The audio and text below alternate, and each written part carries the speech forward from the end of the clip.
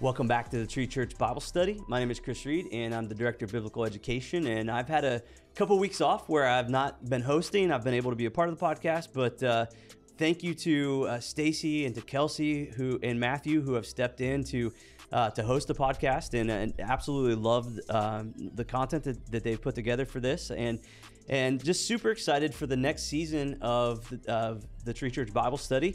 I do want to let everybody know that we are going to be taking a break for the summer. So this will be the absolutely last podcast for the 2023 spring season. And so you'll get a little bit of a break through the summertime.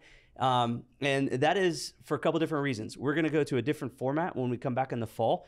And we're going to do 32 episodes a year as opposed to 50. How many weeks are in a year? 52, 52. Yeah. Okay. Yeah. So as opposed to the 52 that we had been doing. Mm-hmm.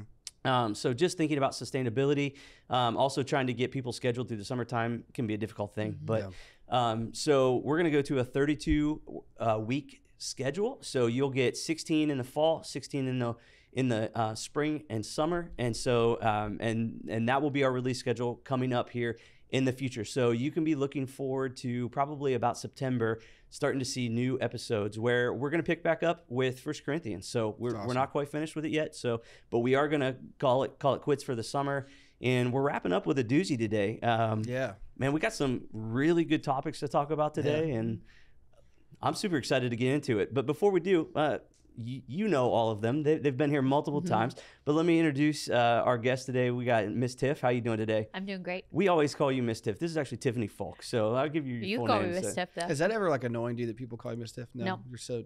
I had the person in charge of music at the church I went to growing up, Miss Chris. To this day, I think you also said Mrs. because she's married, but doesn't matter. Like she's Miss Chris. Yeah. Whatever. It's just, to this day, if I see her, she calls me Mikey, and I call her Miss Chris. Yep. You know? And then Michael Giacomoni. How we doing today, Michael? Doing good. Thanks for having us on. Good. Man. You're welcome. I like I said, each pairing always brings such a unique diversity. Like I love that we get just these different voices on the podcast. I love that we get, as we pair different people, like you get different flavors for what the podcast is going to be like. And so I always love how everything just kind of turns out. Yeah, so very cool. So our last couple intro questions for this season. And Tiff, I'm going to start with you. So if I gave you $5,000 and I said you could purchase anything you want, what would you buy? So I was like, I don't have like a thing I would buy, but I would buy like a trip, like go on a really fancy trip, like fancy. Awesome. Are we talking all inclusive? Like, where are you going? Europe? Or are you talking like Europe? Yeah. Like I would like to go to Europe or Ireland or like all the little things. Like I think that would be the coolest thing ever. So 100%. That's awesome. That's a great answer. Man, I got I think a lot of men specifically can probably relate to me on this, but I can like hyperfixate on stuff. So I'm like a true hobbyist in the sense that like, or a bad hobbyist where I'll get really into something and then like lose interest over like a year or two. Right now, that current thing is golf. I took out. You can spend $5,000 quick in golf. 100%. Yeah. So I took out my friend Tommy golfing a couple weeks ago. They just had a baby, and Gina was like, "I'm gonna go hang out, with Sarah. You take Tommy out, and like go to a movie." I'm like, "He likes golf. Maybe I'll golf with him. I'm bad at it." But I caught like the bug, man. So it's been probably 3 weeks. So I'm just like, that's all I'm thinking about. Like, and I'm just like way too deep in the research part of it and like trying not to spend money. So if you were to just give me $5,000 right now that I can drop on stuff, it would probably all go to golf because that's just where my head's at, Yeah. Yeah. Either that or like, I actually don't know that like if you can truly spend $5,000 on golf, but if you couldn't, or that or like an electric guitar, Yeah. Like I'm still. That's one hobby that's stuck. I still love guitars. Electric guitars. I'll have like I've got an acoustic one that I love, but. They different electric guitars have so many different textures and tones that really make an impact on what you play and how it sounds. And so I'd probably buy maybe an electric guitar. Very cool. Yeah. I think for me, I first of all, I would take Cassie on a trip somewhere. Yeah, me too. That's what I meant to say. I'd buy presents for my wife. If you're listening, yeah. Michael would like to retract his answer. So, I would probably take Cassie on a trip somewhere. We've never done like a big trip anywhere. Like we've always just done like hangouts, like in short trips and stuff like that. Yeah. So yeah, I don't know. She wants to try an all-inclusive thing. Cool. Yeah. I've done it. It's pretty great. Is it? I was to say, I heard they're great. It's pretty they're rad. awesome. Yeah, I did that for my honeymoon. It was one of the cooler experiences of my life. Oh, cool. Loved it. Yeah. I've always been nervous about that. Like, I don't know why. Like, I'm afraid, like.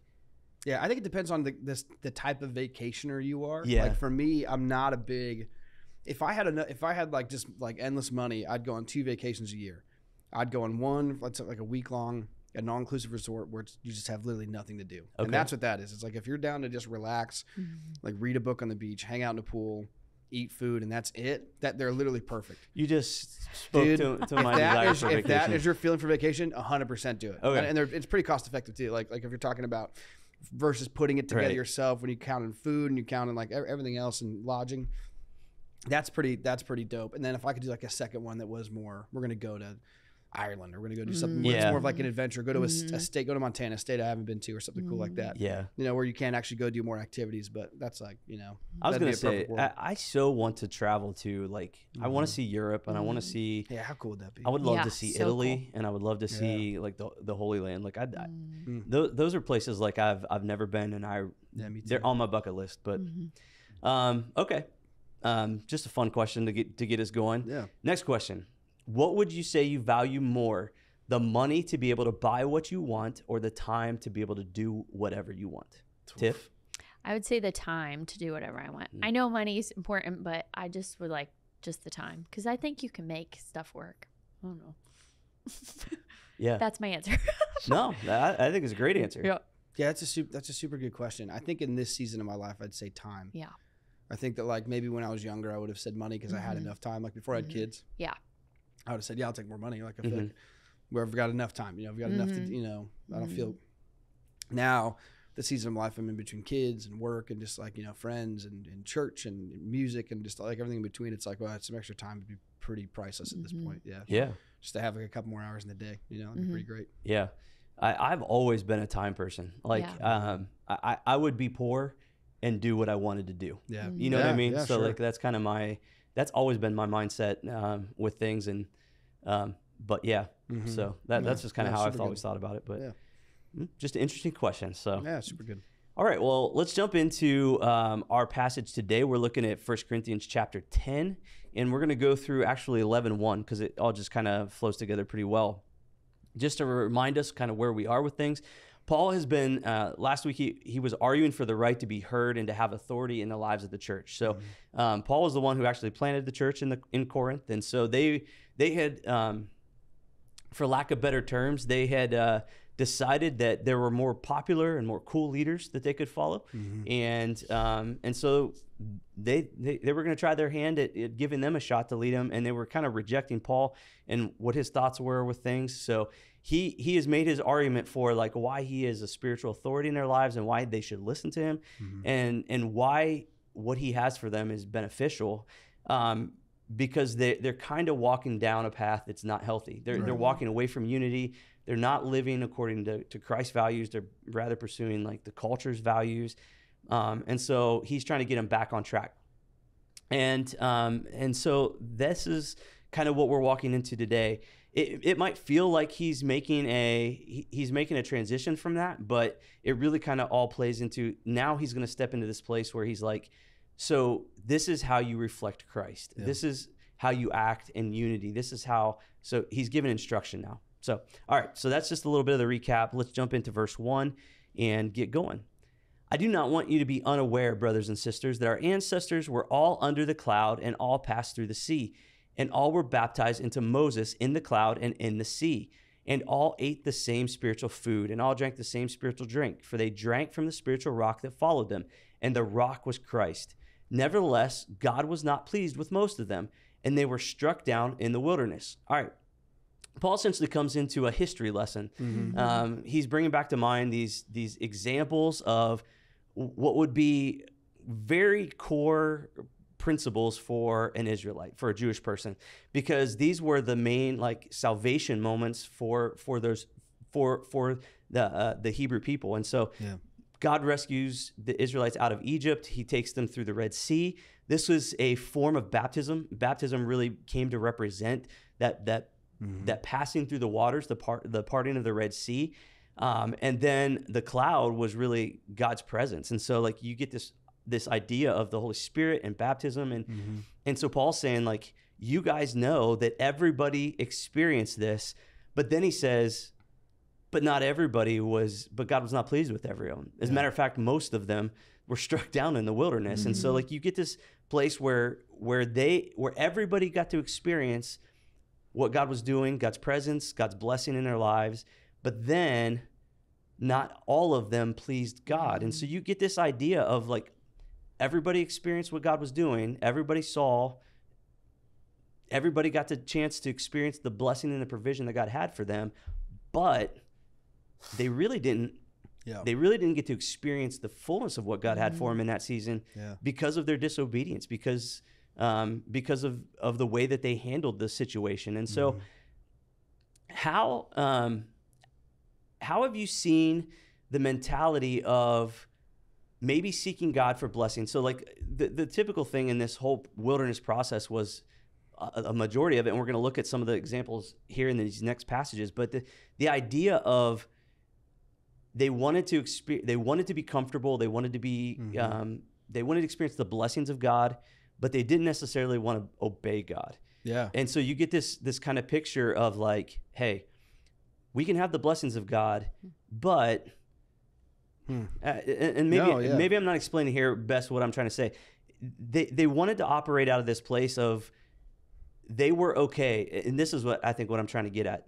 They felt they were okay because they were part of the people of God, where God said, no, there's more to this. Does that make sense? Yeah. Yeah, 100%. I think that one of the gnarliest books in the Bible, and really messages that I feel like from a religious leader standpoint that I've ever heard is from Amos, where he goes to the king and he says, what's happening is, they're celebrating all the appropriate festivals. They have burnt offerings. They're singing songs. They're partying. They're doing all of these Hebrew values and celebrating them and worshiping God. And Amos has this reality where he's a prophet from God, where God puts on his heart the truth. And he goes, hey, they think that they're serving me because they're doing these religious things. Yeah. And they're technically doing the right stuff, but they don't know me. They don't know my heart. They're literally oppressing the very people that I've asked them to redeem and to lift up and to take care of. They're standing on their shoulders and pretending to be successful and pretending to be these godly worshiping people. Sure. And the reality is they're doing the exact opposite. And so Amos has this moment. It's one of those haunting parts of the whole Bible. He walks into the palace and he's talking and he's essentially rejecting the worship of the people. And all of a sudden he switches over to speak from a first person perspective as God, which is like a baller move. Like it's pretty intense. He just transitions and he goes, I hate your music. Like, I hate your offerings. I hate your songs. You don't sing to me. Like, this is all. Then he ends up by saying, I want justice. Like, I want rivers of justice, And that thought haunts me often as a pastor in Western culture, of this idea that there can be a community that's so convinced they're doing the right thing and that's so convinced that they're serving God because of their religious practices are appropriate. Because so for us today, what that looks like is we don't do burnt offerings and, big festivals, but we go to church and we sing songs, we listen to a message, and we go to a connect group and we go home and it's great. Those would be the things that are considered like religious practices in our culture. And I have to believe if it was true then, there's a chance now that for some people that's still the case, where it's like they're doing these practices and it feels like they're holy, and they have, in the same way that Paul's talking about, they're doing the right stuff, they're following they're following the right practices, they're drinking from the rock that is Christ, but God was not pleased with them. So they have this illusion, because I'm doing the right things, that means I'm in the right relationship with the Lord. But the reality is that's not true. In Amos's case, where he was talking to the kingdom at the time, it was obvious because they had no spiritual fruit. They were doing these empty practices, but they weren't actually doing the things that God asked them to do. They were just doing the practices that surround the actual values that God would have for them. I had a really haunting moment with that. Do you guys remember the Asbury revivals this year? Yeah. And I just remember it was such a cultural phenomenon, and all these people making a pilgrimage to go down to the small college to get to experience what this revival is. And I hope if you know someone, if you do that yourself, I'm not saying that's bad. It's all these people going down there, and it's a big cultural moment of what is revival? What is this? Is this a revival? And everyone's arguing about it and bickering about it. And I just had this moment of self-reflection in my life of what has God actually asked me to do? Yeah. He's asked me to love the Lord God with all my heart, love my neighbors, myself, take care of the widow and the orphan, and just kind of made this list in my mind of what am I actually called to do? Yeah. I can go to Asbury, I can go to these revivals, I can be excited about it, I can go to worship nights, I can go to my own church, I can be a pastor in my own church, I can do all of these things. But if I'm not doing those things, none of it matters. Yeah. It's lip service and it's for my own ego. And that's a hard thing to look in the mirror and acknowledge sometimes. But sadly, we're not talking about a theory. This is a reality, as Paul's saying. Like, no, this is like God rejected these people. Like he was not pleased with what they were doing.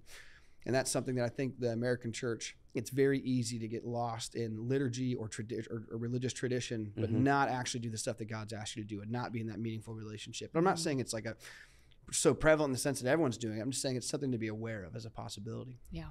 Yeah.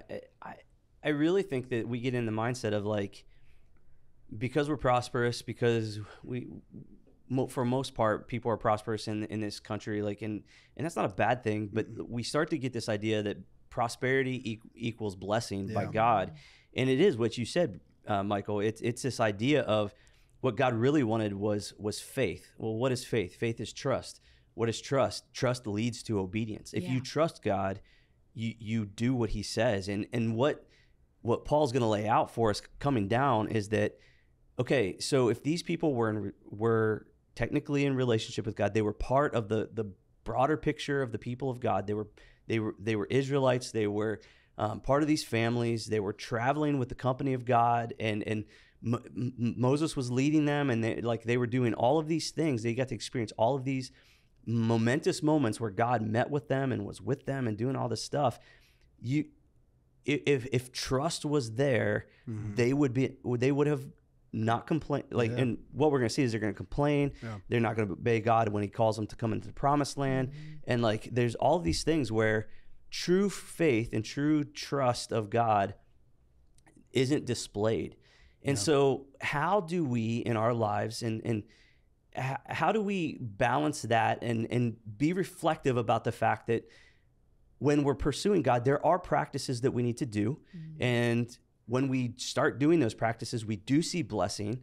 But what is the way in which we go, okay, so how do I really know that I'm being genuine in my faith, that I genuinely trust God, and that I'm pursuing after him, as opposed to just going, hey, life's pretty good right now, and I've been going to church a little bit, and not that those are bad things, you know what I mean, but going, do I really genuinely trust God? How do we practice that in our lives, and how do we be aware of that? I think the fruit of the spirit like comes out. So like it's love, joy, peace, but all of that is on display if you're truly following God. So like you can have, because we get frustrated by situations, but then we can back up and really see, another perspective because we're really truly following God. So I think the way that our lives reflect Jesus is the way it really shows how we're following him and trusting him and things.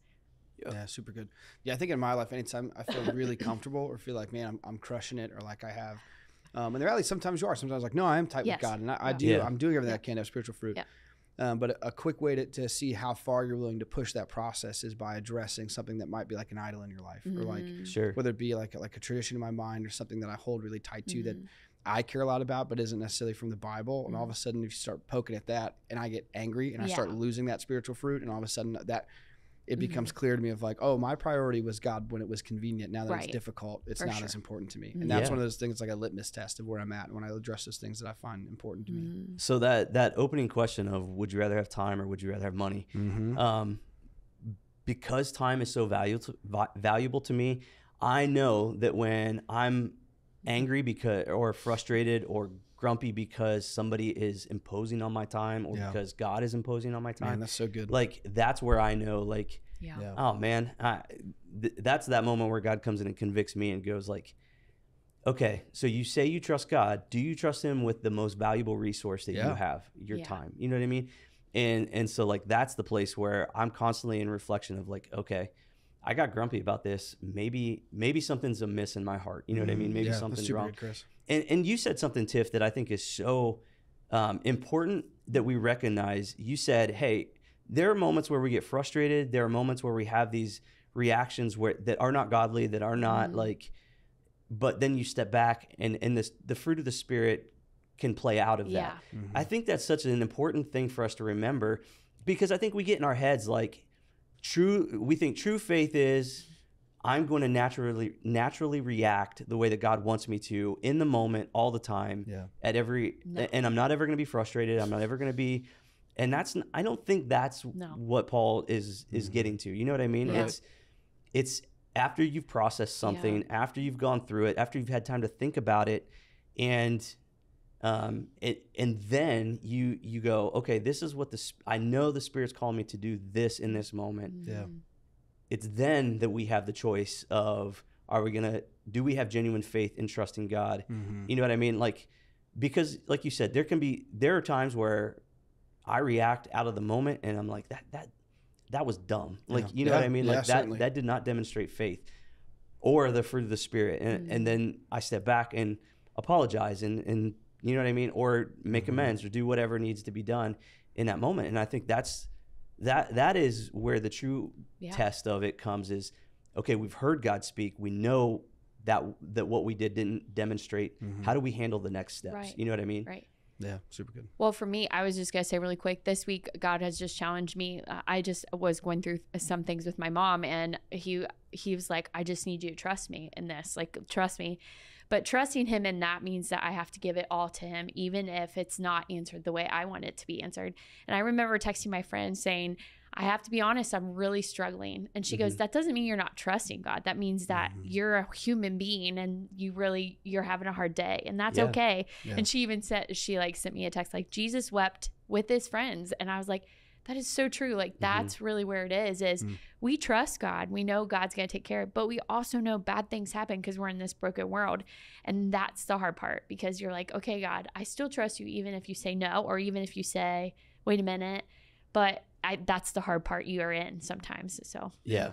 And I think God is big enough to handle that process too. Like, God, 100%. Like I promise God's like tough enough for him to handle me being angry at him. Right. You know Absolutely. what I mean? Yeah. He's not like a petulant child of like, oh, you didn't respond just the way I wanted. Yeah.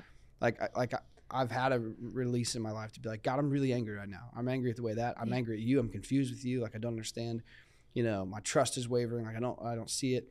And I just have to believe that like if the salvation work of what he did on the cross was enough for my eternal security and salvation, like, man, he's also probably big enough to handle me being grumpy sometimes. Right. Absolutely. You know, or whatever the case might be. Yeah. Well, let's get into the examples that Paul gives here. Now, these things occurred as examples for us so that we might not desire evil as they did. Do not become idolaters as some of them did. As it is written, the people sat down to eat and drink, and they rose up to play. We must not indulge in sexual immorality as some of them did, and 23,000 fell in a single day. We must not put Christ to the test as some of them did, and were destroyed by serpents. And do not complain as some of them did, and were destroyed by the destroyer. These things happened to them to serve as an example, and they were written down to instruct us, on whom the ends of the ages have come. So if you think you are standing, watch out that you do not fall. No testing has overtaken you that is not common to everyone. God is faithful, and he will not let you be tested beyond your strength, but with the testing, he will provide the way out so that you may be able to endure it. Okay, so just need to address just a couple different things in here before we get going into the questions. But like he gives these examples, and some of them are like, verse 7, he's like, do not become idolaters as some of them did. As is written, the people sat down to eat and drink, and they rose up to play. Well, what is Paul talking about there? He's talking about Exodus 32 with the golden calf. So Moses was gone, and then Aaron leads them in worship, and they thought Moses died, and they didn't know who God was, and what they were accustomed to was having a representative for God. With Moses gone, they decided to construct a calf. Yeah. And so they got up and they worshiped in the way they knew how to, and that was in drunkenness and revelry. And so that's what he's talking about there. In verse 8, he's talking about in Numbers 25, the Israelites they enter into sexual relations with Moabites. They marry Moabites, and this leads them to idol worship. You oftentimes see God talk about not intermarrying with the cultures around them. And it was always tied to this truth, that if they marry, they will be influenced by the idols that they're part of. And so Moses calls judges of Israel to kill all of those involved, which this is an intense story. Like if you read Numbers, some think that it's the most boring book in the Bible. There's some crazy stories in Numbers. Yeah. Verse 9 is the testing of Christ is Numbers 21, where they complain about the food and God's provision, and he sends snakes to bite them. Yeah. So, like, can you imagine, and here's the thing, like, the Israelites complained incessantly. Like, and all the time. Yeah, and it was, like, we've talked about this whole process of, like navigating through our emotions and handling the things that we that come out naturally in us. And I feel their pain in this one because, first of all, I'm terrified of snakes and I struggle with complaining about things. But like there was a level and there was a point where God was just like, oh, come on. Like we've done this like multiple times.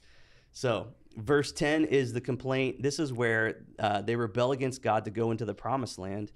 And God condemns them to go walk the wilderness until that generation dies out.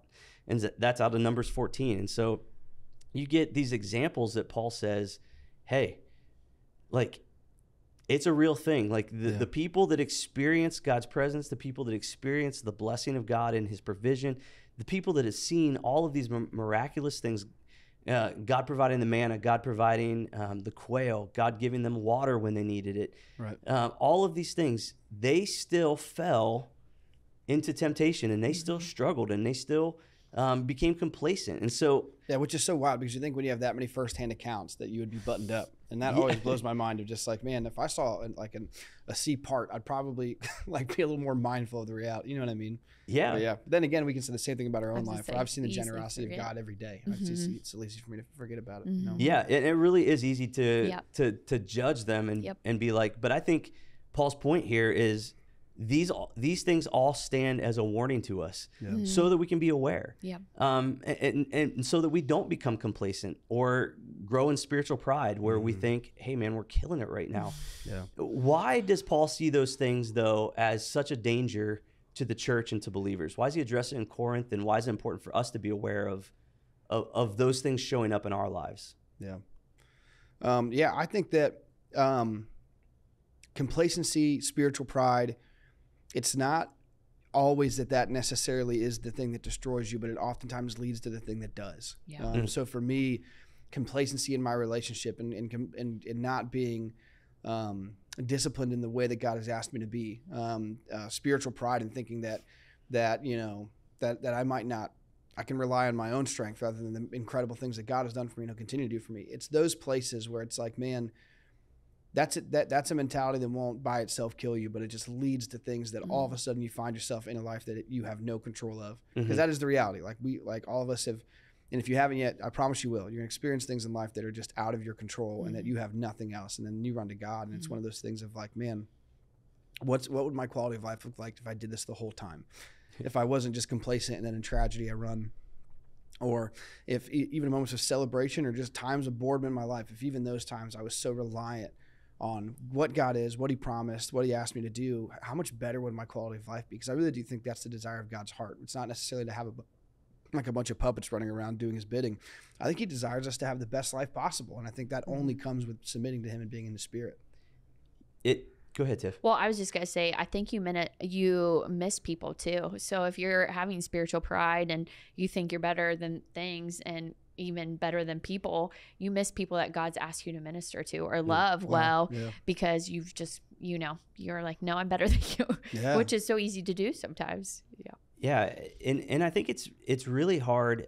I think the danger in it is it leads to disobedience. So again, all of those examples, it wasn't necessarily that they complained. It was that like those attitudes led to, it's like what you said, Michael, those attitudes led to the moment of disobedience. It led them into a place of not doing what God was, of wandering in the desert. God was calling them into.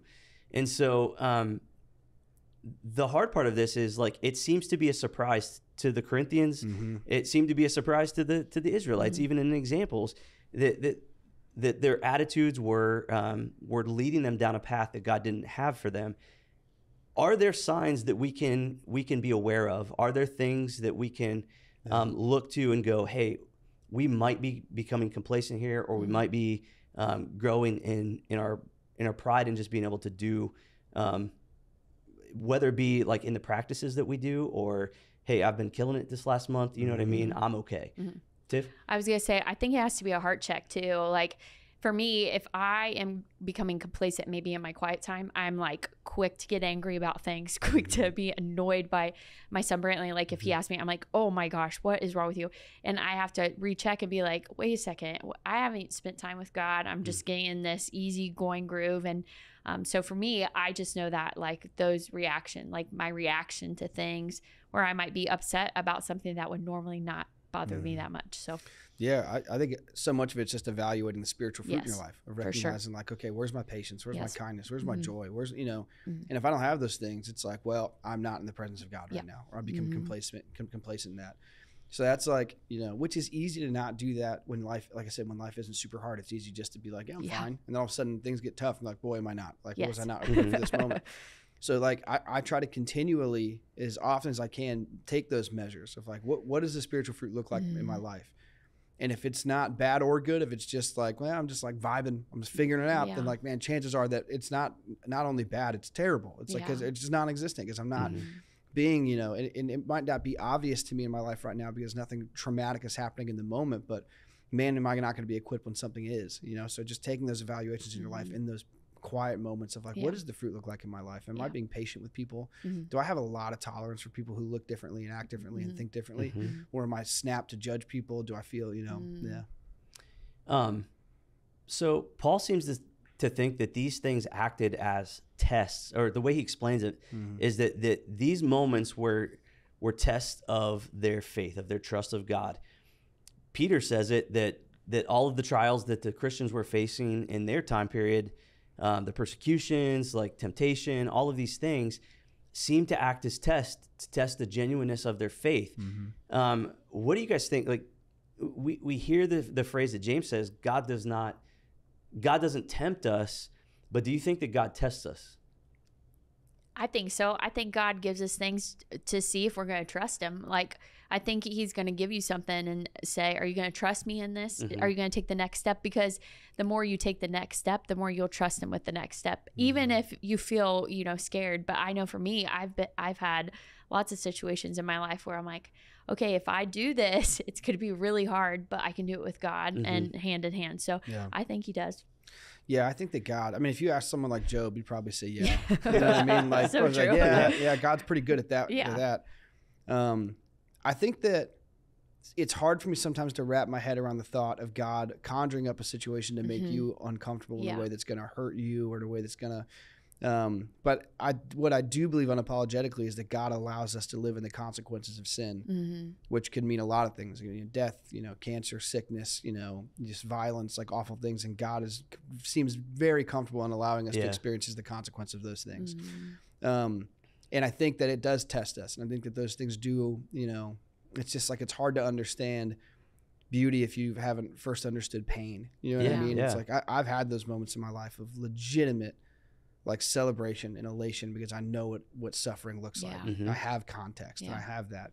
And I think there's a depth to our faith that it would be hard to accomplish if you've never seen the ugly side of what life is without the presence of God, where you're not submitting to him, or without living in the consequences of what our own brokenness brings to us. I think that I actually believe that there's generosity in that, in allowing us to, first of all, to give us the free will of, even like you think about death and illness, much of it comes from, you know, look at cancer. It's because, well, people exercise their free will to create materials in the mass that are carcinogenic and now give people cancer, right? So like now we have to live with cancer because it was someone exercising their free will to market this stuff and to create this stuff.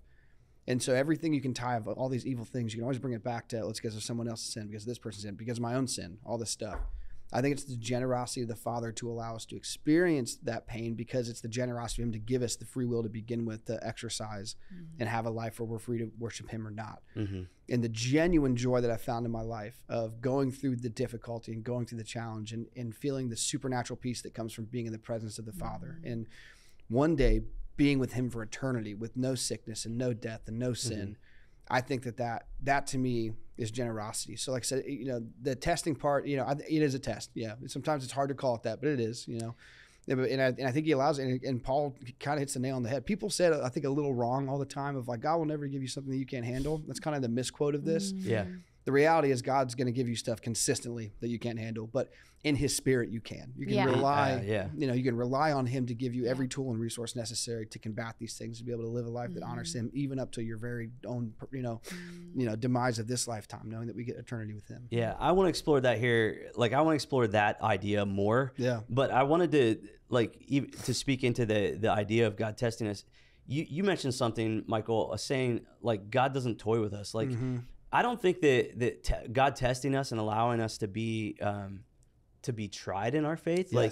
Like he's toying with us if there's no purpose in it. Totally agree. But if there's a purpose in it, like it's got a purpose. It's not, you know what I mean? Yeah. And I think sometimes, and I think this is Paul's whole thing here is like these tests should have been the wake up moment for the Israelites, because complacency is worse than suffering. You know what I mean? Because complacency leads to disobedience, where suffering can wake us up. It's like, you were telling a story about Darby last night and you sleeping. So you're sleeping, Darby comes in and shakes you. What is she doing? She's waking you from that state that you were in. You know what I mean? Absolutely. Yeah. So no, and I agree. And I think that is the generosity of God to wake us from the current complacency and hurt, and allow us to experience, if there was no sin, God, I don't know that God would drum up a bunch of situations to try to like get us to sin all the time. It's I just think he allows us to walk in the consequences of that, knowing that like, no, you having to deal with this, it will shake you from your current state. And if you handle it appropriately, and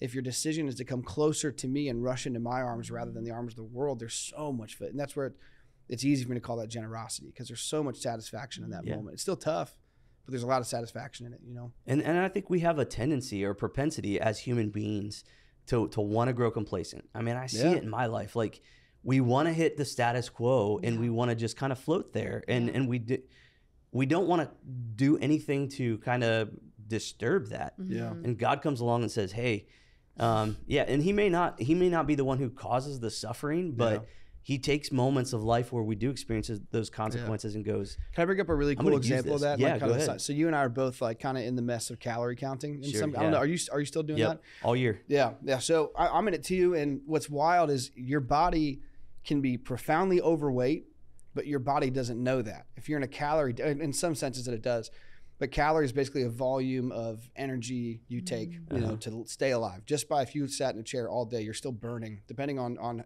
how much you weigh currently, burning an immense amount of calories just by your blood flowing. You're expending energy.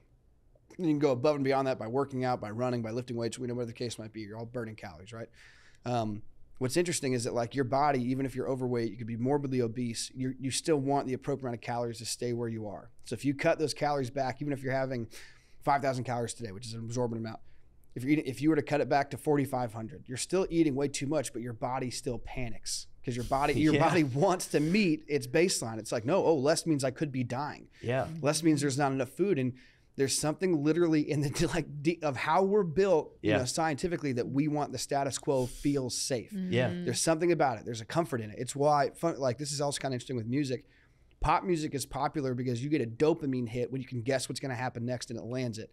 So if you do the chromatic scale, when you hit that last one, you knew it was going to hit it, and it's like nice. And that's why pop music can be kind of predictable and boring. It's like, if anything, it's actually less than boring because it's an art of trying to make people feel good. I think that's kind of interesting in its own right. But it is predictability. It feels good, and you get a rush when you're like, because it's the status quo. It feels right. It feels safe. There's safety in it. It's why nostalgia feels so great. Because it's like these warm memories of a different time where things were more simple, but really they were no more simple or complicated. Life is life. But all this stuff, it's just we want to just meet the we want that consistency. We want the status quo. We want routine. It's why disciplining kids is so valuable to do it consistently, because kids, even if they don't cognitively know it, subconsciously desire that consistency. And so, going back to it, it really is God saying, I'm going to shake you up out of your complacency by allowing you to, reap the consequences of what you've sown. And in that sense, you have an opportunity afforded to you to get closer to me in a way that you just wouldn't have been able to prior. And how beautiful is it that God uses that moment, and even these bad examples, he uses it for the purpose of drawing people back to him. Right. Like it's not punitive in that, like, he's just trying to hurt people. It's like he wants people to wake up and recognize their need for him. And I think that, and that makes their life better. That's a beautiful thing. All right, so let's go back to something that you concluded there just a second ago. You talked about the idea of God not giving us more than what we can handle, how that's not quite what Paul's talking about here. But he doesn't give us more than we can bear, if that makes sense. 100%. So explain that a little bit more. And Tiff, I would love to hear some of your thoughts on this as well. But like the idea of facing difficult things, but having the power to do it through the Spirit. Yeah. So at face value, God won't give you anything you can't handle. It's like, well, okay, if God gives me cancer, I can't handle. I'm not a doctor. Right. And also I could succumb to that illness. Like, Right. So God's a liar. You're a liar. Thanks for the fake advice. This is, you know what I mean? Yeah. And that's where the problem comes from, like not quite complete theology, is it gives people an unrealistic expectation of even what and who God is. Like, kids, I've heard that. I've seen tattoos of it. I've seen it on doors. You know, say God will never give you anything you can't handle. It's like, he gives me stuff I can't handle all the time. Like, or allows me to, you know, to live in the consequence of things that I'm just not enough for. But the beauty of that is that I have access to the living God, who's omnipresent, omnipotent, like who's just, you know, and omnipotent, the right word, is that power? Yeah. Yeah. Yep. Yeah. Yeah. So he's all of these things and more, and I have access to him. Literally the Spirit of the living God inside of me that does all of a sudden make not me capable, but through him capable and through his power. Yeah. And then all of a sudden, then then it goes back to reframing it. It's a beautiful experience to go through trial, because no, he's not going to give me anything that I can't handle in his Spirit, you know? And the fear is, as we've seen him do multiple times, when people refuse to cling to his Spirit and allow that, then they can't handle it. They end up wandering in the desert and a whole generation of people dies. You know what I mean? Like there is natural consequence. So no, God frequently gives you things you can't handle, but if you're in his Spirit and you submit that to him and you do the things he's called you to do, then you know, obviously the big one is we get eternity with him. But even in the now, that we're equipped because we have him, not because we're so strong. You know? Yeah. I love this morning. It was in John. I can't remember exactly the book, but it was talking about when Jesus was telling the disciples that I have to go away. It's better for you to have the Holy Spirit. Like if I'm here, you won't. It's not good for you. And I just love the thought of that. Of he knew that it was so much better for us to have the Holy Spirit with us at all times, like to guide us, to help us. But that's the way we can handle situations. Is if we have the Holy Spirit with us, he'll walk hand in hand with us and take us every step. But you can't do it without him. So if you don't have the Holy Spirit and you don't trust him, then you can't do the big things that God calls you to do, because it's just impossible. But if you continuously walk with him, that's what I think he helps you with. Yeah, well said. I think if you think about the things that God, even in these examples, what God was doing, God pulled the Israelites out of what was comfortable and familiar, even though it was terrible for them. Right. Like they were slaves. So they were working beyond their capacity. Their bodies were used as essentially labor for no, like not for their benefit, for the benefit of another empire. And God comes along and he sets them free, and they complain about it. Yeah. Wow. Like and I think though what we miss sometimes is that was status quo, that was comfortable for them.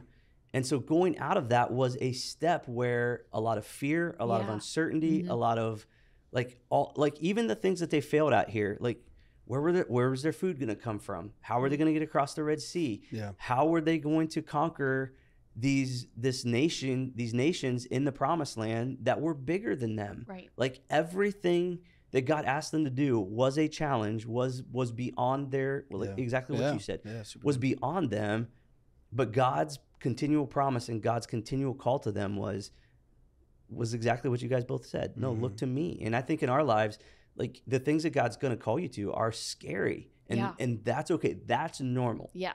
It's okay to be afraid. Yeah. What God calls us to though is to, like exactly what you said, Tiff, look to him. Yeah, super good. For sure. Yeah. All right, well, let's keep going. Into verse 14. Therefore, my dear friends, flee from the worship of idols. I speak as to sensible people. Judge for yourselves what I say. The cup of blessing that we bless is not a sharing in the blood of. Is it not a sharing in the blood of Christ? The bread that we break, is it not a sharing in the body of Christ? Because there is one bread, we who are many are one body, and for we all partake of the one bread. Consider the people of Israel. Are not those who eat the sacrifices partners in the altar? What do I imply then? That food sacrificed to idols is anything, or that an idol is anything? No, I imply that what pagans sacrifice, they sacrifice to demons and not to God. I do not want you to be partners with demons. You cannot drink the cup of the Lord and the cup of demons. You cannot partake of the table of the Lord and the table of demons. Or Or are we provoking the Lord to jealousy? Are we stronger than he?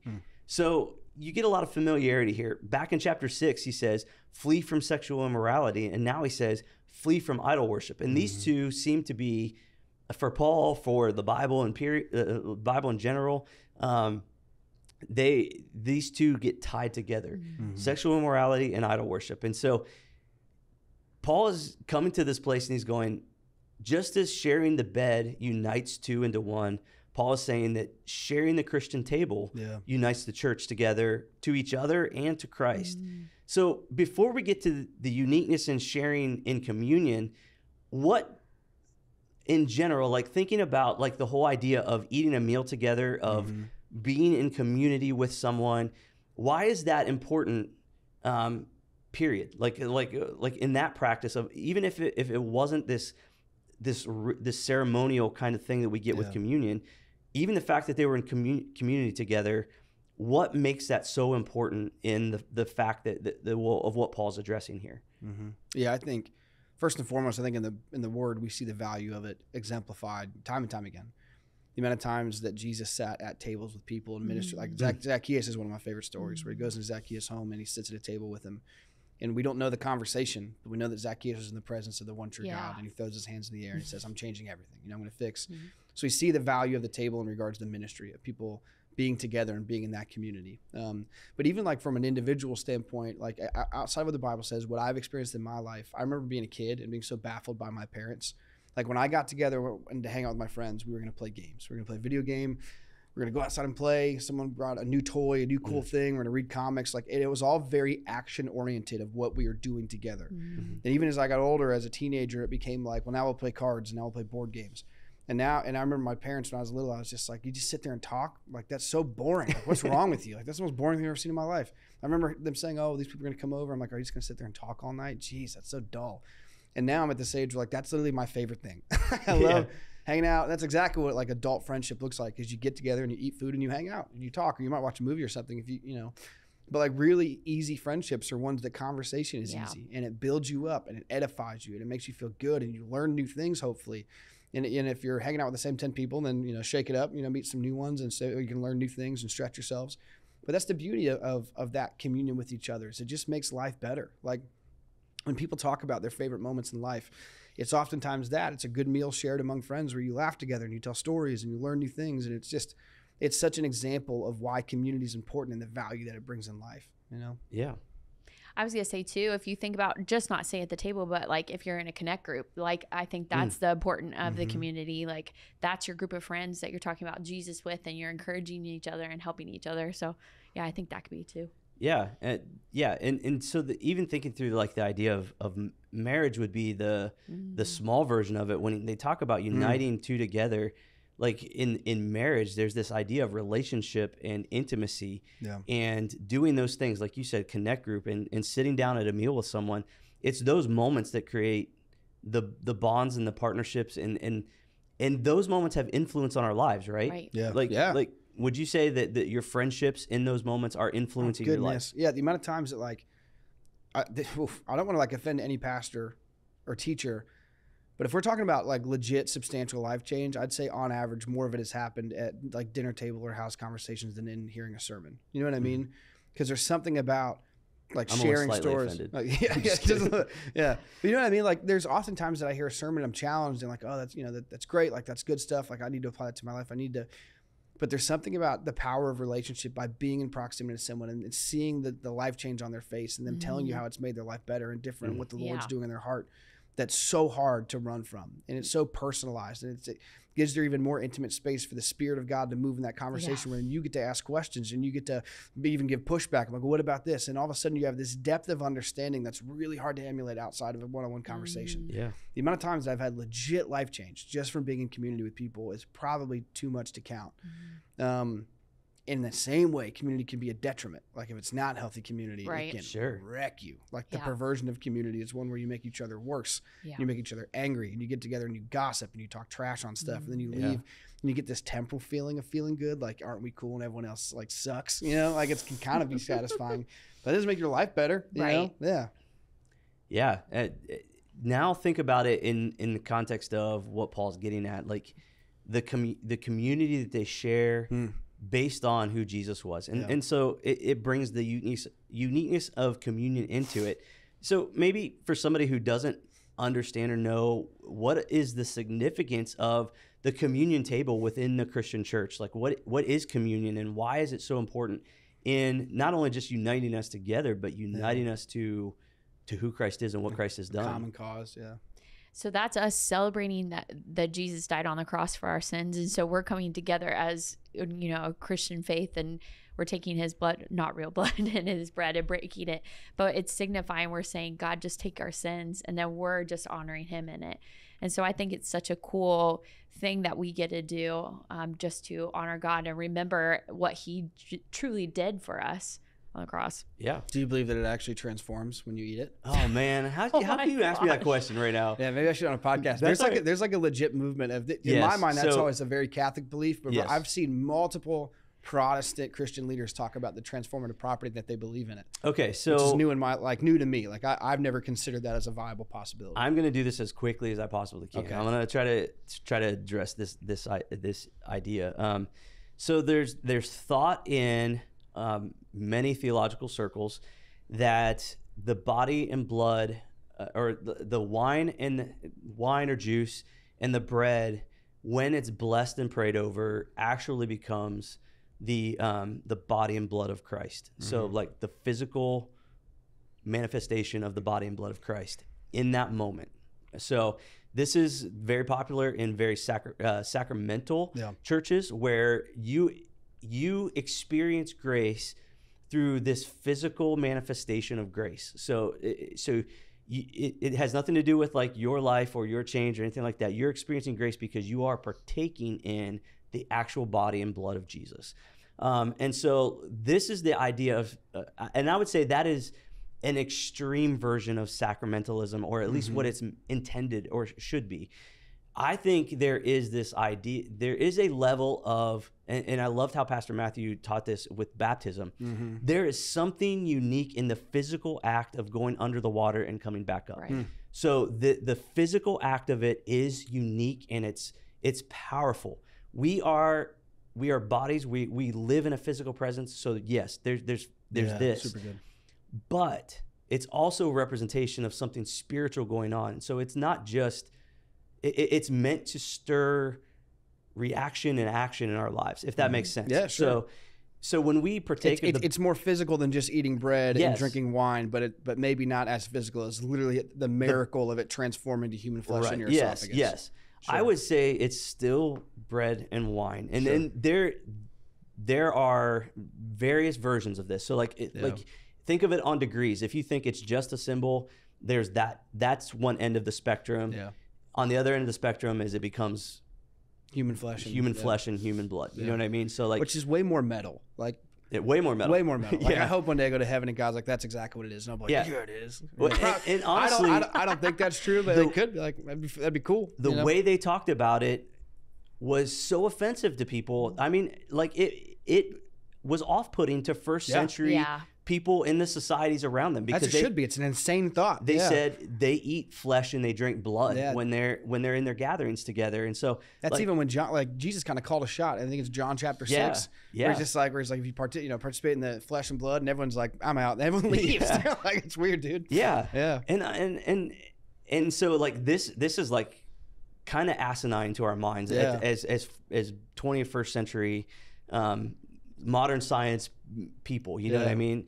But it really is this idea of we are uniting ourselves. We are declaring as a people that this is our common bond. Like Christ called his followers to practice this so that they would remember him. You know what I mean? And so like you get this, it is something unique and special that we are able to enter into, that shows our unity with him and our unity with each other. Mm-hmm. And it's like our common call. And it has been since the beginning. You know what I mean? Since the night that Jesus did it, this has been a unique part of the Christian faith that we participate in, and that we embody, and that we take on this sacrifice that Christ did for us. And super cool. And it's how we remember him. So that's my thoughts on it. I wouldn't go so far to say I'm not there yet. Like I don't think that's a, and I don't know that I'll ever get there. Sure. I do think it's it is far more important, and it's far more unifying and texture. Like it's physical. Yeah, it's more than just a representative, but it's not. I don't think it becomes the body and blood of Christ. You know what I mean? Yeah. Like so you heard it here first. Chris Reed thinks we're cannibals, and no. I'm gonna tweet it. But super good. Thanks for answering that. I know that's super random, but no, it's okay. Reading into a little bit lately. Yeah. No, that's all right. And so people unite together under these common elements, and I think this is what Paul's trying to address here when he says, and you kind of really highlighted this when you said there can be negative influence by uniting with other things, right. and Paul goes on to examples here, because what he's really addressing in the first century, the way that they did pagan worship was they would sit down and they would eat a meal together. And they would sometimes there was sexual immorality that was like they would do sexual acts together to worship these pagan gods. And Paul comes along and he says, can you still go to those feasts and participate knowing that this is worship to something that's not real, to something that's not there, to a demon even? Can you go and can you participate in that and then come back and participate in what unites you and what makes you a Christian? And Paul's thing is, you cannot knowingly go and participate in these things because what you're doing has a negative influence on your life. And he goes into this place where he says, like, idols, and my guess is what the Corinthians are saying to him is, well, since we're free in Christ and these aren't really idols, we know there's one true God, why can't I go and celebrate culturally with my friends and eat this meat and drink this wine, maybe participate like with what's going on later after the meal, and it's not really anything because I'm not really worshiping that God. I'm just kind of here for the hang. I'm just here for the hang, right? Yeah, sure. And some of it could even be like, I don't want to be ostracized because I stopped going to those things. You know what I mean? Because there was a lot of times Christians were like, they thought that they were removing themselves from society because they would stop going to these temple worships, which the different guilds would all have temple worship and stuff like that. So like their jobs were tied to it. Yeah. And so they'd start to pull themselves out of these things, and they would get ridiculed and rejected. Yeah. And Paul comes along and says, yeah, it's nothing, but it's got an influence on your life, and it does have a demonic influence behind it. Yeah. So let's stop and let's talk about that for just a second. Yeah. When you hear the word demon, what do you guys think of? Yeah. I think our minds can go in 1,000 different directions here. So like, I just wanted to hear you guys' thoughts on it. Tiff, why don't you go first? Yeah. Well, you're welcome. Tell us all about it, Tiff. So if you think about a demon, a lot of times people will always say like the little devil, that everybody wants to dress up. But it's like worse, I think, than that. Like, this is somebody that wants to take you down and take you out. Like, they want nothing good for your life. And so for me, I think that's just like a scary thought of, like, I don't want to ever be a part of a situation like that. So that's my thing. Yeah. So like, I know that you read the word, as scary as it is, like demonic activity and even possession seem to be real. Yeah. You know what I mean? Like, we see that even Jesus called out, and so that's a horrifying thought that I don't like to think about all the time, even as a pastor, to know that like there are like, and even Paul talks about it a lot, like there are things happening, there are battles happening literally around you. Yeah.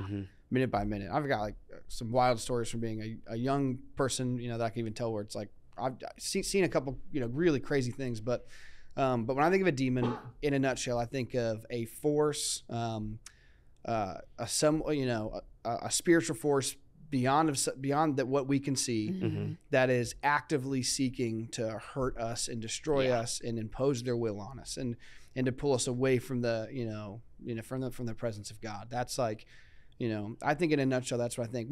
And if you even want to get specific, when you read depictions of like different types of heavenly spiritual beings in the Bible, a lot of them are genuinely terrifying. You know what I mean? When you really read about, like, if you were to see that without context and without like the presence of God to like moderate the appearance, when you hear about the appearance of not necessarily always angels, but like some of the other heavenly beings, especially when you get into Revelation, it's wild. Yeah. So I don't know. So even like the thought of that, but the perverted version, which is also what we know of oftentimes, what like the enemy uses is holy things, good things, whether it be sexuality or community, in a way to oppress us, in a way to pervert it and twist it. I have to think their appearances are probably pretty gnarly as well. Just knowing that the healthy side of it's already kind of intimidating. So these spirits, these beings that we can't see that actively use to pervert and twist and to pull us, to deceive us into sin and into brokenness. Yeah.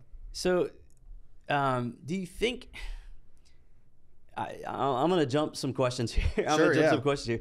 Do you think that is Hollywood depiction, or do you think that there's something, do you think it's more subtle than that? Like Hollywood, like Tiff, you said the kind of the caricature of the little guy with red horns and a forked tail or whatnot. Like we get these different pictures of what it is, like, but I think you hit on a really important part of that. Like, there is a force behind the universe that is wanting to undermine everything that God is doing in the universe and undermine us in that process. I think it's Hollywood, but I also think a lot of the misconception, like there's been a lot of like Greek mythology that's impacted the way that like Christians view hell and Hades and Satan and all the stuff that feels pretty cartoonish and pretty silly.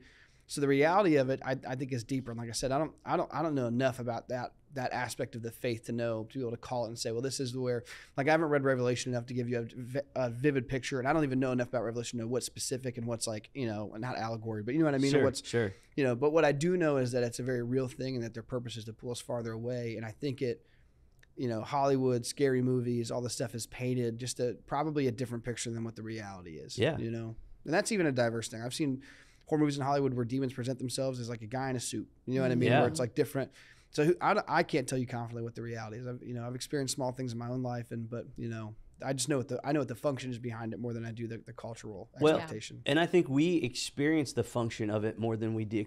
Like I would say, you know what I mean? Like I think the reality is we may not ever personally see a demon. You know what I mean? But the function is all around us. The spiritual oppression of it. Yeah. And so like, and here's the thing, like some people want to be like, there's a demon behind absolutely everything. And like, that's how I grew up. It was very 80s leading into the 90s Pentecostal movement of like, there's a demon behind every corner. Everything's spiritual. If you play Dungeons and Dragons once, you'll be possessed. Where Paul even says pretty specifically, like, you can't drink of the cup of the Lord and the cup of demons. You can't partake of the Lord and the table of demons. It's like, I believe as a spirit-filled Christian, I'm not going to get accidentally watch a movie or listen to a song like, now I'm possessed. I don't think it works like that. But the oppressive property still exists. And I think that's what Paul's warning. He's saying, hey, like, yes, I know that this is fake, but there's still demons behind that. And while you have the safety of being filled with the Spirit, this is not good for your life. Like, this is not, the reality is those demons are still there. And again, I think it all goes back to this heart of the Father, which is like, that's just not the best way for you to live. And he so desires us to have fulfillment and wholeness in our life, Yeah. And if for their context, it's in the temple, candles all around, like I think we get this Hollywood picture of people chanting and like around the statue and this kind of like otherworldly gruesome creature back behind it. You know what I mean? Just like cackling as they trick these humans into worshiping these false gods. And that seems so far removed from us, but the way that you've been speaking and the way that we've kind of set up this conversation is that it's still very much a reality for us. Yeah. So how does it play out in our context, and where do we see if not like specific spirits behind something, how do we recognize that force that is pulling us away from what God wants us to do? Well, if you go back to when you said, Michael, like you have good conversations, but it might not be about the good things. Like at the table, maybe you're gossiping about something. Yeah. So I think that could be because that makes you feel good in the right way, and you're like, I want to keep doing it. And we'll keep talking about this person, keep talking. Yeah, well said. And then we keep going on it. And then we're like, okay, we've gone down this rabbit hole of just not where we should be. Yeah. So I think it is that thing where demonic presence is not always that evil presence, but it's just sometimes it's, that lie and that trick that you have in your head. Yeah. I think, the big red flag for me is really like, it's really exactly what Tiff said. It's the perversion of something holy. Yeah. So like conversation's great. Conversation filled with gossip and malice is not great. Right. It's just like, so when I see things being twisted and distorted and perverted, whether it be sexuality, we see that in pornography. We see this beautiful thing that God gives us in sex, and this prevalence of pornography that's accessible by anybody's cell phone at any given moment.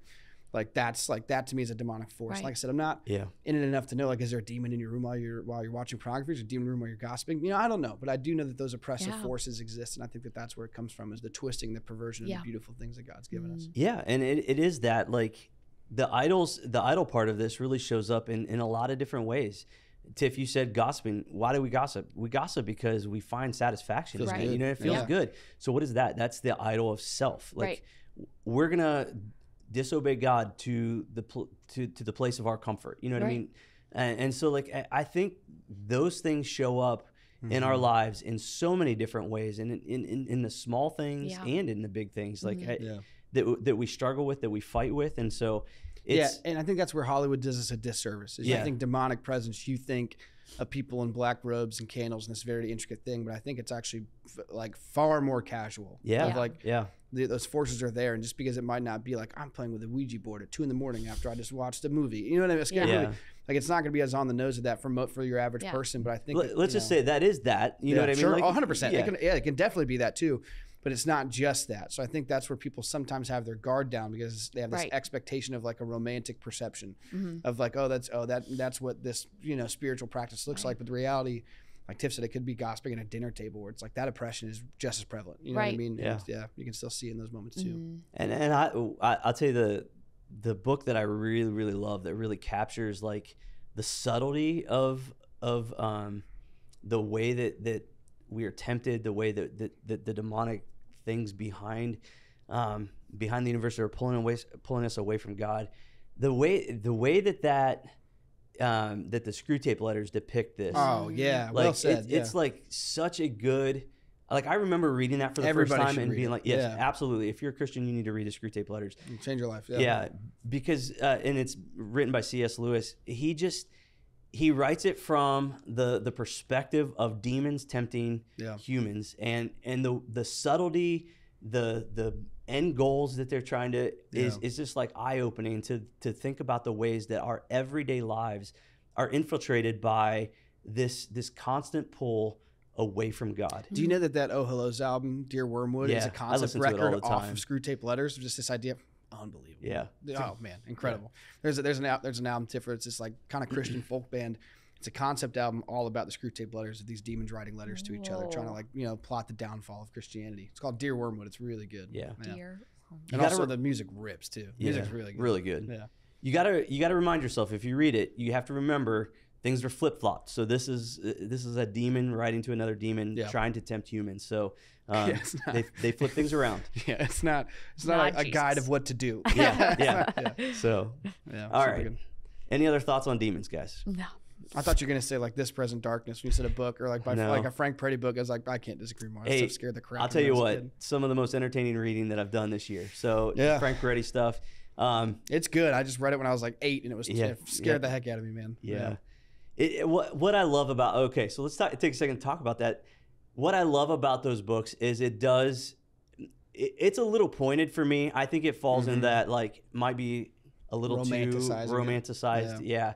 But at the same time, it's great fiction, and what it does is it allows you to think about things that you wouldn't normally see in that realm. So, all right, verse 23, and this will bring us to our final conversation.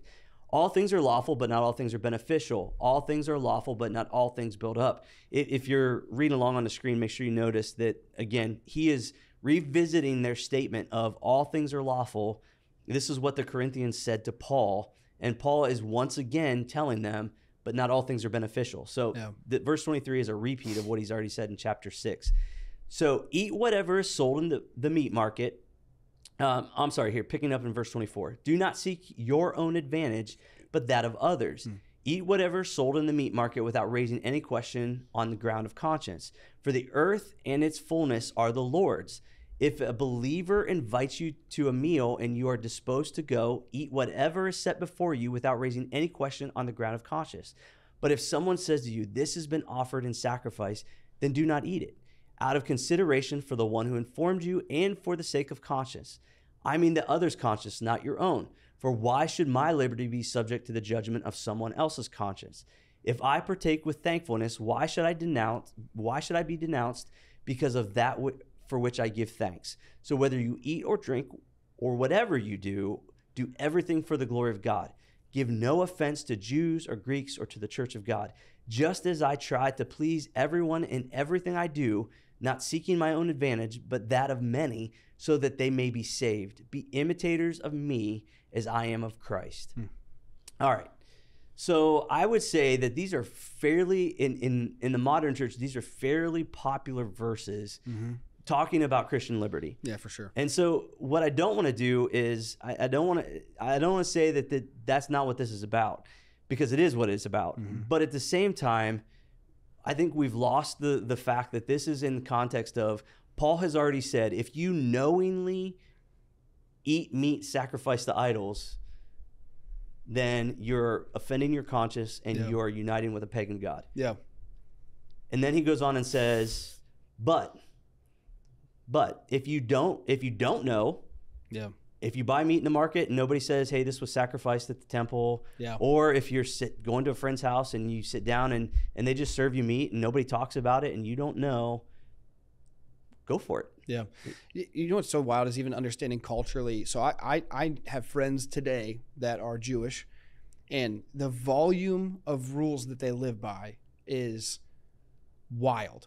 And sometimes you forget that context because that's not the way we operate. But where he really gets in the thick of this, like one of my friends told me, this is 100% true, at least what he said. So I don't know, I'm not a Jewish person, so I can't back this up 100%. But what he told me is that there's legitimately rules of like percentages of pork that can be thrown into soup that's still that's still allowed to eat. So if like if a person who's not Jewish runs up and throws like a handful of pork in your stew to ruin it, they're not supposed to waste food.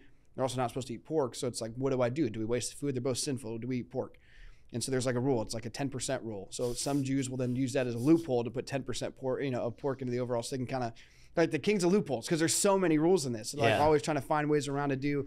So when Paul's so deep in like the specifics of this, it's a reminder of like, you're talking about a people that are so buttoned up culturally, that have so many rules to try to prevent them from sinning, that it makes sense that he is like so deep in this of like technically this, technically this, technically this, because that's the lifestyle that they're currently living, where I'm like an American born citizen with not a ton of like religious, not oppression, but religious, regulation around what I do and what I eat and, how I act on a normal basis. It makes sense all of a sudden when you really understand how legalistic that culturally what they're talking about right now, of like so many rules of what you can and can't do, Yeah, I think that's interesting. Sorry, that's too no, that's okay. There are a lot of rules because they wanted to protect themselves from the very thing that he just talks about. So like they don't want to get into idol worship, and so they stepped it back to this place where, well, you can't eat any meat. Meat's bad because exactly. Yeah, you know what I mean. And you don't want to risk it. And this is where like Paul is doing that nuance of like we're living in such a society that's built up all this legalism and trying to understand. It feels like he's constantly trying to distill the legalism into the heart. Yeah. Like, here's what. So rather than going all the way to the other end, it's like, well, I guess none of it matters. I can do anything. Yeah, because he already addressed that. Exactly. He's like, no, let's just look at what is the heart. Which feels like a parent trying so hard to explain nuance to a kid when you read some of his writings. It's like, no, it's not about all this or all this. It's about what, I don't know. I feel for him in that context, Well, and what is Paul's heart in this? I mean, what's he getting at here? Because he's addressing very specific things. Like he does give freedom to eat meat. Yeah. Even if it had been sacrificed to idols, if you don't know. Yeah. And it doesn't, you know what I mean? It doesn't offend your conscience. Like he says, go for it. Yeah. But what is he focusing on here? Like what is the heart of like what he's trying to get at? And what is his end goal? As you read it, Tiff, like what do you think he's trying to get at?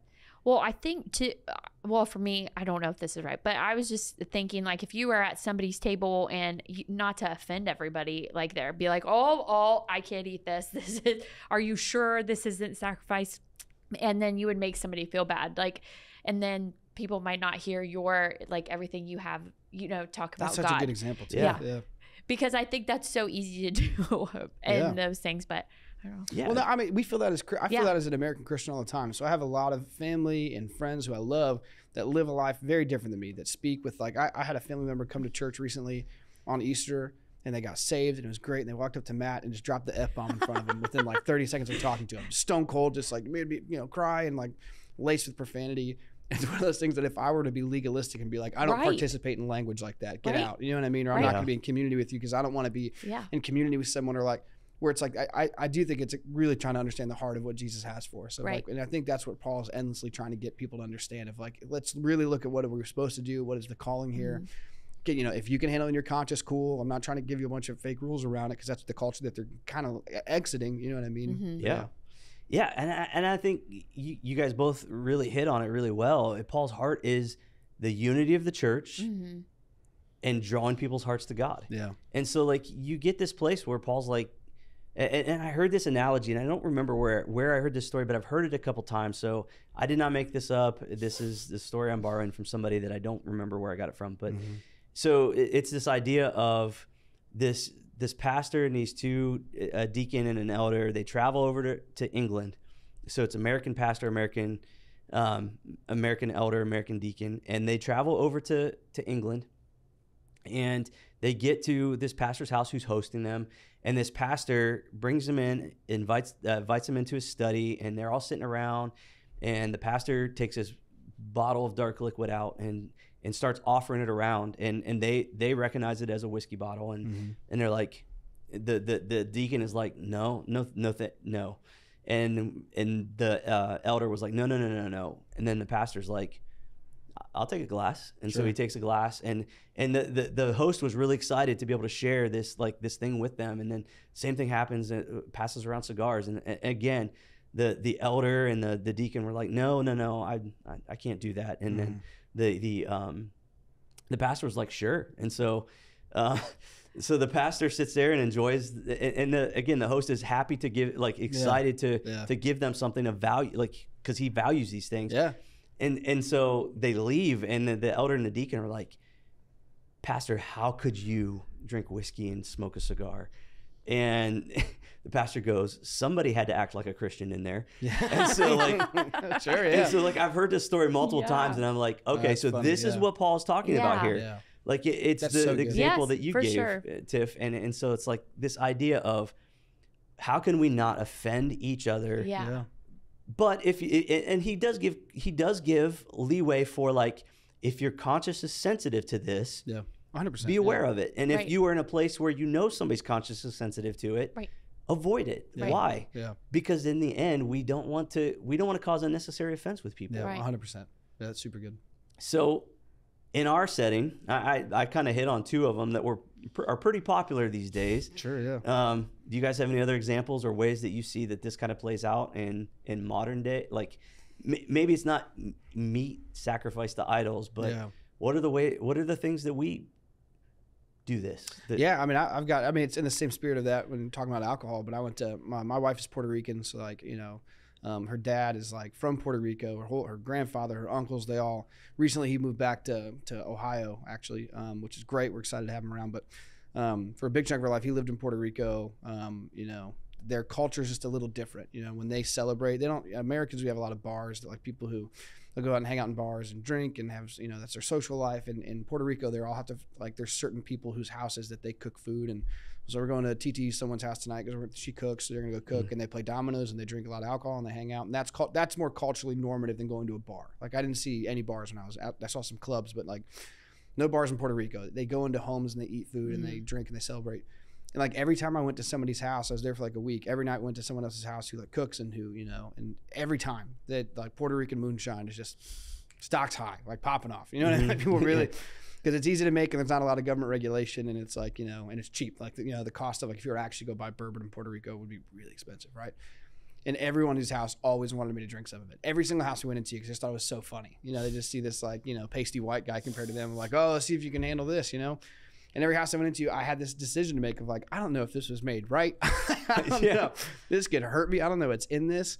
But I just made the cognitive decision of like, I want to honor my wife and their family. And like, if this is a part of their practice, and honestly, if they think it's funny, like, yeah, I'll try it. You know what I mean? Where it would cross into sin in my mind is I'm like, oh, give me a bunch more and I get drunk and now I've ruined my witness. Like, it's like that's no longer interesting to me. Right. But knowing myself and knowing that like, that's not going to be a problem for me, then like, I want to celebrate with you in a culture that makes sense and makes you feel safe around me. Like, I'll do it every single time. So that's just an example that came to mind as you were talking of like, you know, as long as I am not being tempted or drawn into sin, I will give a lot of, you know, concession to make people feel safe around me, for sure. I think it's opposite too. So maybe you drink and you're okay with it and it doesn't bother you, but you have a friend that you go out with and they can't handle handle alcohol. So you have to make a conscious decision to say, I'm okay with not drinking, or I'm okay not to go to this restaurant so my friend can hang out with me and we can have fun together. Huge. So I think it goes both ways. I think, in that aspect. Yeah, absolutely. Yeah. If I had a best friend Yeah. who just like, alcoholic, they don't drink, it's bad. Yep. Then I would, you have that option. Like, do I stop being best friends with this person because I don't want to make a lifestyle change, or especially if it's someone you're trying to minister Right. to as well. It's like never, Right. ever. Like, Absolutely. do what you can to honor people and make them feel safe in your presence. Like I said, unless it's leading you into a sinful place. That's my conviction. Yeah. At least. And what's funny is Paul's like Paul hits it every single angle of this. Right. He even comes into it and says, he's like, don't let other people who like are, I hate the word prude. You know what I mean? Like, don't let people who are might be legalistic operating in about legalism. it. Yeah, like don't let people who are legalistic about it ruin it for you either. You know what I mean? And so like, it just creates this dynamic where we have to be super sensitive to the Spirit. Right. We have to be super sensitive to the people around us and the context around us. And Paul's heart is like, if you value people and you value honoring God above everything else, your rights become second. It's not that your rights aren't important, it's you can't enjoy, but your rights become second to those two things first. Right. And you know what I mean? And so I think a lot of it has to do as well with like someone that you're ministering to, someone that you're loving well, or versus someone that you would consider like is in a safe place with their walk with God. Yeah. Like if I go to like a pastor's conference, there's a pastor there who's just like, I think drinking alcohol is a sin. Like, I'm probably not going to pander to your preference. Your salvation's probably fine. Like, you're a pastor, you're operating in the Spirit. If that's your conviction, that's okay. I don't feel the need to adjust my life to accommodate to you because I'm not worried about your salvation. The second that it's someone that do you honor him though in his presence? Yeah, if I'm in his home, absolutely. Yeah. Right. Okay. Yeah, if I'm in his presence. But if he just said like, if it was like, well, I would ask you not to do that again. It's like, I don't know. Like, that's the answer's no to that. You know what I mean? Yeah. The second you welcome me into your home, the second that we go out to dinner together, absolutely. Like now I'm going to honor your preference because I don't want to dishonor you, but I wouldn't make a lifestyle change outside of that. But the same exact thing would go for someone who is I'm going to bend over backwards for someone in the sense I won't even have it in my home if there's somebody who's struggles with that and they're going to come stay with me or they're going to come experience dinner. It's just all about, even understanding people's, in my mind, how far I'm willing to go is making sure I'm not hurting anybody's shot at salvation or their current state. So there's a difference between like, there's even a difference between peers in that sense where it's like, man, I'm not always going to pander to legalism, but if I'm in the process of trying to minister to somebody and loving them well, then man, there's a few things that I won't do again outside of engaging in sinful behavior. Yeah, for sure. Yeah. Well, guys, any other closing thoughts? Anything else that you've thought about in our conversation? We've hit a lot of different topics today. Yeah, this has been a big chapter. This is a long podcast. How long is this? Yeah, I didn't keep track. Yeah. So, good one though. You as a listener will know. So I've got nothing else. Thank you so much, Chris. Yeah, this is great I thought stuff. It was awesome. Yeah, you're very welcome. Thank you guys for being here. And I think the only thing I have to close is that we want to make sure we capture Paul's heart. The Christian is meant to guard their heart and to be united to Christ alone. So like the focus is Jesus. And so like thinking about those things that might influence us in a different direction. And then also that the Christian should strive for unity and love above personal preference. Super good. And then that the Christian should do everything for the purpose of giving God the glory. Even in whether it be eating or drinking, like, you know what I mean? Like, or abstaining, you do it for the glory of God. Right. Yeah. So, absolutely. So those are my closing thoughts. And thank you so much for listening. Honestly, we've been doing this for probably 3 or 4 years now without a break. So thank you so much for listening for these past 3 or 4 years. We've done it consistently. We will be back. I promise. We're not like getting rid of the podcast. We're just going to take a break through the summer. And I'm really excited for the second half of Corinthians and jumping into even 2 Corinthians. And then we'll start looking at what some of the next year will hold. So as we get done with these books. But thank you so much for always listening. If you need something to listen to through the summer, here's what I would encourage you to do. Go back and listen to the ones you haven't listened to. We've gone through a lot of the books of the Bible now. I wouldn't say a majority. We're not there yet, but we've touched on a lot of books, and there's a lot of podcasts. So go back and listen to them through the summer, and then listen to them again. So, and then also share with your friends, share with your family members that if you think it's beneficial. And we will be back with some new episodes coming this fall. Thank you guys. We love you.